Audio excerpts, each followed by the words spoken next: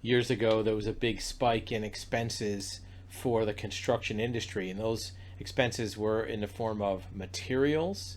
There was also pipeline and distribution problems, and also in labor, where there was a shortage of quality tradespeople and people who knew how to do construction. And the remaining people that are in the industry had higher salaries. What has changed? What's the current status? Well, according to ProBuilder industry publication, materials prices are still high, and building costs are still elevated. Year over year went up another 1%, and lumber by itself went up 11%. This does not bode well for the housing market or even construction market. As a licensed general contractor, we see this all the time, where more and more residents, property owners are looking at what their decision is for buying a new house, renovating their old house, adding on to their existing house. And at the bottom of the market, affordable houses are very difficult when the...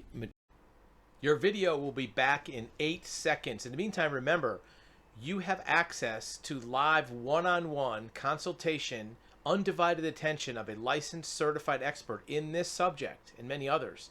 We want to listen to your story. We want to hear your questions and give you expert advisement of your options. We want to tell you what we know about your situation and what options you have. Now back to your video. Material prices go up, and also the permitting costs go up. One of the biggest costs of permitting is not so much the price you pay for the permit, it's how long it takes. For example, if you go through the permit process and it's going to take you 8 to 12 months, each one of those months you have carrying costs. You have carrying cost of the property, you have your insurance costs, your equipment, staffing. So the longer it takes, sometimes the price of the delay is more than the price of the actual permit.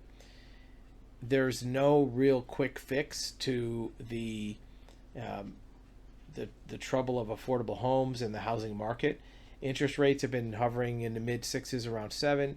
That's not going to change anytime soon. It might bounce up a little bit, or it might stay in that range.